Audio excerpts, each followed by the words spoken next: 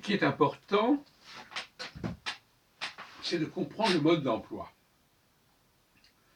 Vous avez la formule grecque du connais-toi toi-même, qui est souvent mal comprise. Connais-toi toi-même, ça veut dire apprends à te connaître, explore ta personne, tes facultés, tes fonctions. Je suis parfois surpris par certaines discussions que j'ai quand on dit aux gens mais comment on apprend ceci, comment on apprend cela? Ah ben par mimétisme, on regarde ce qui se passe et puis voilà. Mais non.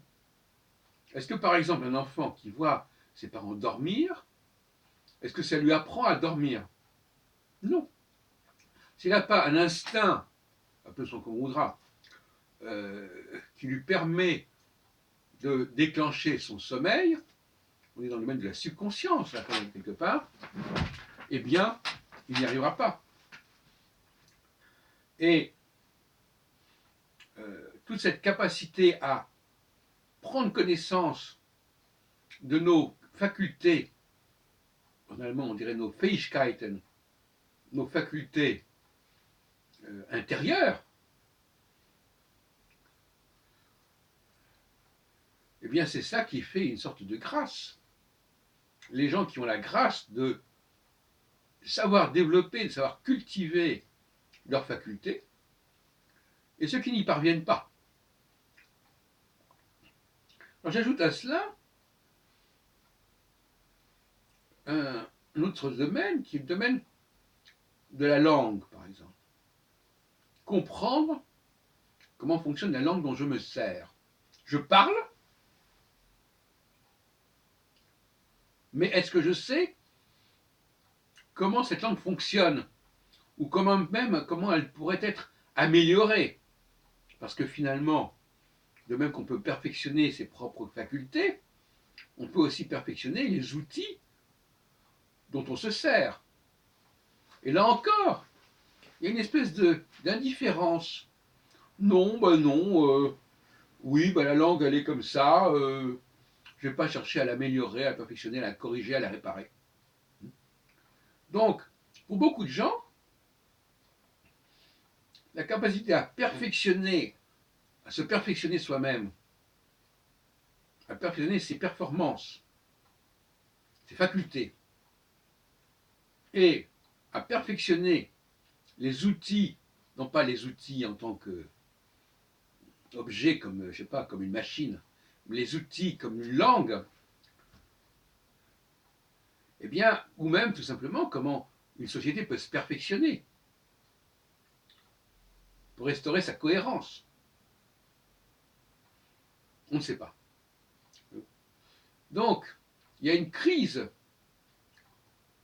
il y a un challenge du mode d'emploi, de tout ce qui concerne notre propre fonctionnement et tout ce qui concerne aussi le fonctionnement de notre société, du corps social. La langue fait partie du fonctionnement d'une société. Le droit, l'organisation politique fait partie du fonctionnement d'une société. Donc, ignorance du fonctionnement de la société, ou désinvolture et indifférence au niveau du fonctionnement de la société, on le prend comme il est, on ne sait pas le réparer. Par exemple, actuellement, nous avons des dysfonctionnements dans nos sociétés. On ne sait pas les réparer, parce qu'on ne connaît pas le bon mode d'emploi.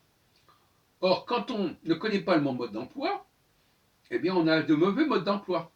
Et si on avait un mauvais mode d'emploi, eh bien, à un moment donné, ça crée des dysfonctionnements. Le mauvais mode d'emploi, si vous employez quelque chose d'une façon qui n'est pas appropriée, vous avez un problème tôt ou tard. Ça me paraît logique. Eh bien donc, un sous-développement de la conscience des modes d'emploi qui régissent à la fois notre société et notre personne, c'est ça le problème.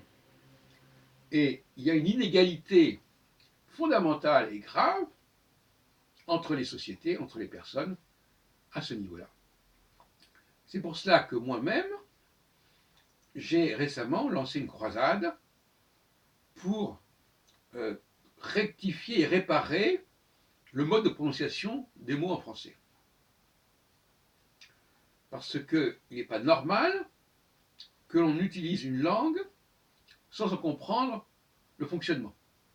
Les gens diront, mais j'en comprends le fonctionnement. Ils ont appris la grammaire, mais ils ne savent pas pourquoi c'est comme ça. Ils ne savent pas pourquoi, par exemple, le U et le I associés, ça devient un UI. Et pourquoi pas un OUI, etc. Bon, je renvoie à des vidéos que j'ai faites à ce sujet.